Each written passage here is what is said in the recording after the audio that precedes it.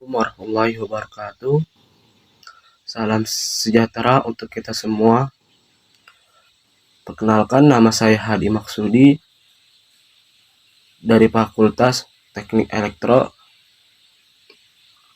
Di sini saya akan menjelaskan tentang proses bisnis yang berjudul kafe. Bisnis ada 4. Yang pertama menggunakan flowchart, yang kedua pitch deck, dan yang ketiga BMC bisnis model canvas, dan yang keempat adalah perhitungan atau analisis dengan menggunakan Excel. Kita akan bahas satu persatu. Yang pertama adalah flowchart. Cara membuat flowchart yang benar, langkah pertama itu harus ada yang namanya perencanaan awal. Perencanaan awal terdiri dari identifikasi tujuan dan visi kafe Anda. Tentukan jenis kafe yang ingin Anda buka. Contohnya kafe kopi, kafe teh, kafe makanan ringan. Lakukan riset pemasaran dan identifikasi target audiens Anda. Dan yang kedua yaitu pemilihan lokasi. Pemilihan lokasi, tentukan lokasi yang strategis dengan lalu lintas pelanggan potensial.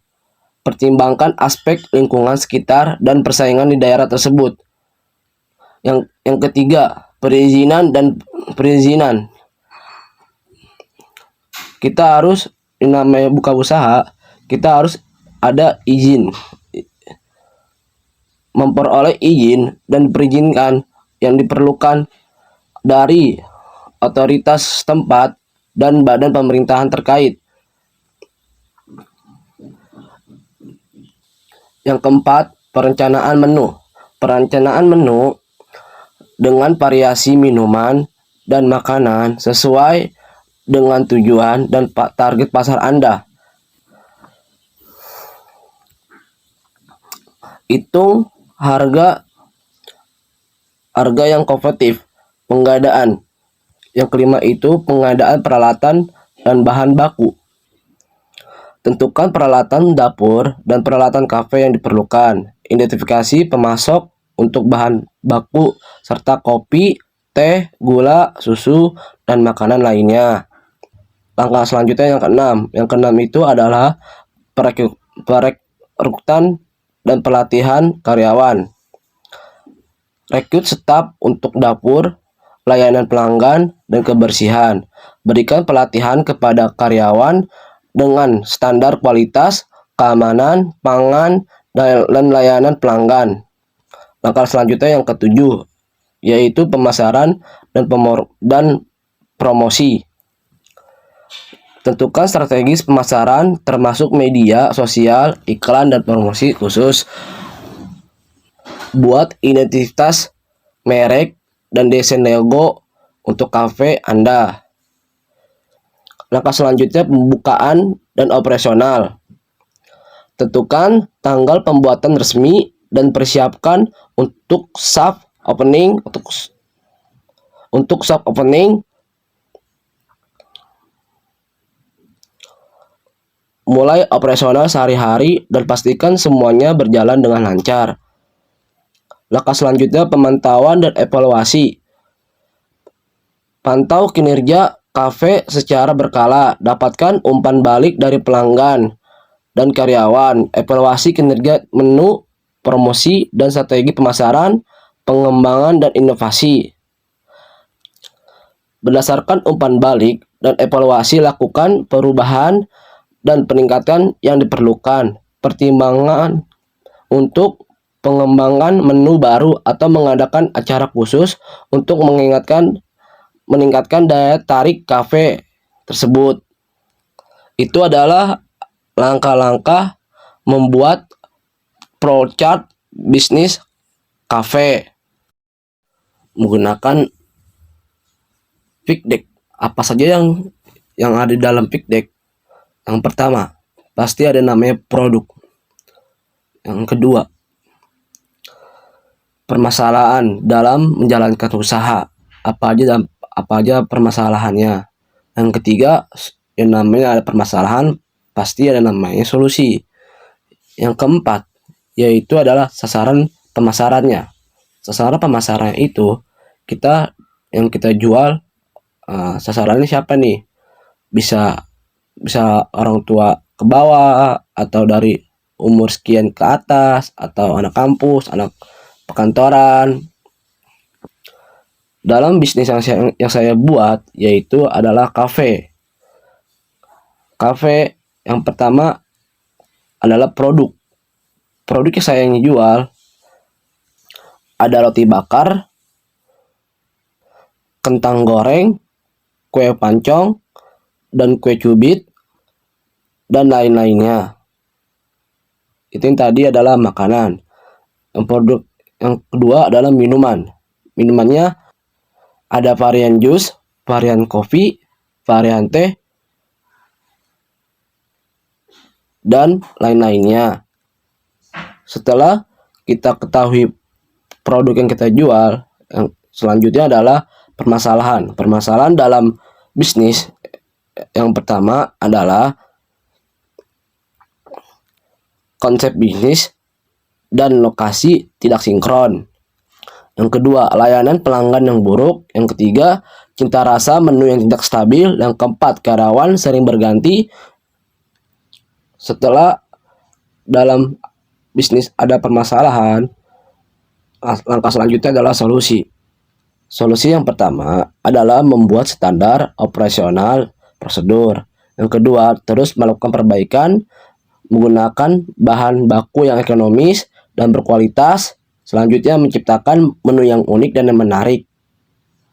Setelah solusi, langkah selanjutnya adalah sasaran pemasaran atau target cafe. Target cafe yang di sini saya buat adalah bertujuan untuk warga sekitar seperti karyawan gedung, perkantoran. Target juga bisa berupa anak muda atau orang kelas menengah ke atas yang akrab dengan media sosial. Untuk menentukan target pasar, Anda harus mengelompokkannya berdasarkan kekuatan ekonomi, demografi, dan geografi. Ada beberapa strategi pemasaran kafe. Yang pertama, manfaatkan media sosial. Yang kedua, membuat konsep kafe yang unik. Yang ketiga, memberikan promo menarik. Keempat, menciptakan brand deliver online sendiri. Beberapa target pasar potensial untuk bisnis kopi adalah kaum remaja, pekerja perkantoran, dan mahasiswa. Yang ketiga, bisnis dengan menggunakan BMC atau kita sebut dengan bisnis model kanvas. Bisnis model kanvas terdiri dari yang pertama, yaitu mitra utama. Mitra utama terdiri dari yang pertama, supplier. Yang kedua, bekerja sama dengan pesaing atau usaha lain. Di dalam supplier ada beberapa distributor. Yang pertama, distributor kopi Robusta Lumajang. Yang kedua, distributor kopi Ijo Tulunggung. Yang ketiga adalah pasar tradisional. Dalam BMC atau bisnis model kanvas, yaitu ada kegiatan utama. Di dalam kegiatan utama yaitu aktivitas produksi. Selanjutnya pelayanan kepada pelanggan, dan selanjutnya ada aktivitas pemasaran, digital marketing, dan dalam kegiatan utama bisa menambahkan website baru. Setelah kegiatan utama dilakukan, yaitu ada selanjutnya proposisi nilai. Yang pertama, menu yang bervariasi.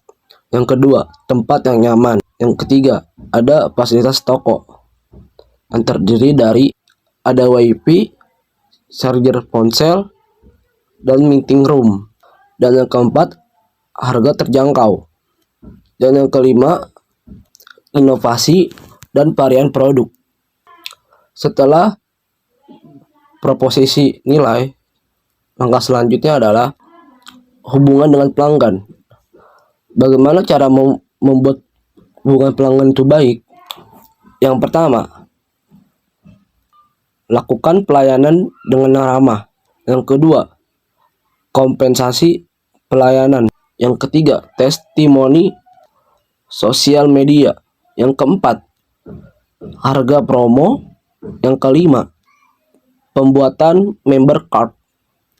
Setelah melakukan hubungan dengan pelanggan, langkah selanjutnya adalah segmen pelanggan. Di dalam segmen pelanggan ada remaja dan dewasa, pelajar, mahasiswa, dan karyawan, mahasiswa baru, wisatawan. Setelah melakukan segmen pelanggan, langkah selanjutnya adalah sumber kunci. Sumber kunci dalam BMC yang pertama adalah fisik. Yang dimaksud dengan fisik adalah fisik dalam bangunan, meja, dan kursi, peralatan dapur. Yang kedua, manusia. Yang dimaksud dengan manusia adalah yang melakukan kegiatannya. Ada berapa orang? Di BMC yang saya buat ada 11 karyawan dan penambahan 1 karyawan. Setelah sumber kunci, maka selanjutnya adalah saluran BMC di Create Sales, kedai warkop bewok, pembukaan cabang baru, indirect sales, digital marketing, Instagram, Facebook, Google Map, dan yang terakhir adalah website. Sebutkan tadi pembuatan bisnis dengan cara yang pertama flow chart, yang kedua fig deck, yang ketiga BMC atau bisnis model canvas, dan yang keempat atau yang terakhir yaitu adalah analisis kelayakan dengan menggunakan Excel. Atau dalam bisnis harus ada namanya perhitungan pemasukan atau pengeluaran. Dari perhitungan saya buat untuk bisnis yang saya buat yaitu kafe, ada 4 perhitungan. Yang pertama, beban umum. Beban umum di sini terdiri dari biaya sewa tempat plus pembangunan kafe, biaya listrik, biaya air, internet 3 wifi, perlengkapan kafe, perlengkapan dapur, biaya promosi, biaya tata tuga. Dengan total keseluruhannya adalah Rp87.200.000. Itu adalah beban umum. Yang kedua, ada yang namanya beban pokok penjualan yang terdiri dari biaya bahan baku, manajer operasional, barista ada 3 orang, dapur ada 3 orang, kasir ada 3 orang. Total keseluruhannya untuk beban pokok penjualan adalah Rp621.600.000. Yang ketiga, ada perkiraan perhitungan penjualan. Harga rata-rata per orang dalam pengunjung per harinya itu ada 70.000 per orang rata-rata yang dia pesan. Jika dalam satu hari ada 150 pengunjung, berarti rata-rata pembiayaan tersebut, rata-rata penjualan tersebut per harinya Rp10.500.000. Jika dalam perharinya Rp10.500.000, maka dalam setahunnya adalah 3.780.000.000 rupiah. Jadi yang terakhir ada perhitungan laba. Dalam perhitungan laba, pendapatan perkiraan perjualan dikurang dengan beban pokok penjualan dan beban umum. Jadi total laba bersihnya adalah 3.071.200.000 rupiah. Dan cukup sekian dari saya. Kurang lebihnya mohon maaf. Terima kasih yang sudah menonton dari awal sampai akhir. Wassalamualaikum warahmatullahi wabarakatuh.